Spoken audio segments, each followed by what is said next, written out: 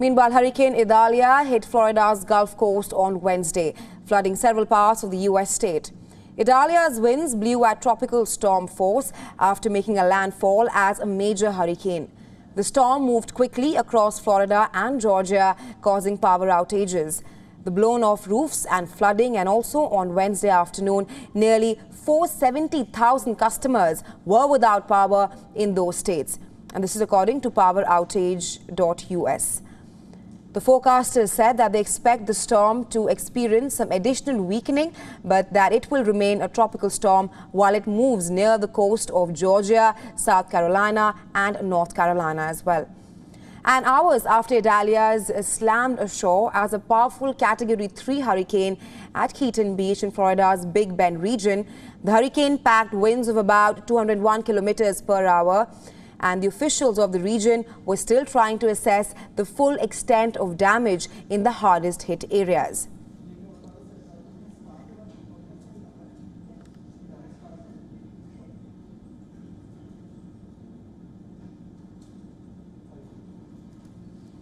Various visuals from the region showed ocean water washing over highways and neighborhoods swamped by extensive flooding at midday.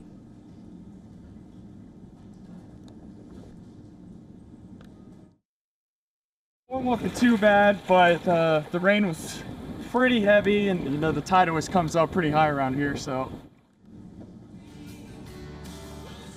At a late afternoon news conference, Florida Governor Ron DeSantis said that there were no immediate reports of hurricane fatalities and that it seemed most residents in vulnerable areas, while the low-lying areas had heeded evacuation orders and warnings to move to higher ground. However, Florida Highway Patrol informed that at least 2 motorists died in separate rain-related crashes on Wednesday morning.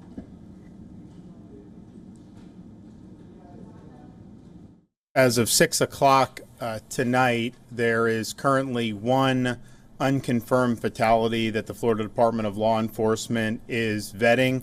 This was a fatality involving a traffic incident. And so that is being looked at. That may end up being a confirmed fatality. It has not been confirmed yet, but that one is in the hopper and it is being reviewed. And after the landfall, various residents were seen clearing fallen trees and limbs that littered yards and streets, making it difficult to drive through the town. And in the meantime, some homes and other buildings were left in shambles, as you can see on your screens right now. The heavy rainfall and inland flooding are expected to be the most widespread impact from Idalia. The heaviest rainfall, ranging from 8 to 12 inches, is most likely to occur from north-central Florida to southern and central Georgia. Cities such as Georgia, Columbia, South Carolina and North Carolina are likely to observe a few inches of rain. The potential street flooding and travel disruptions will also be observed as Idalia moves along.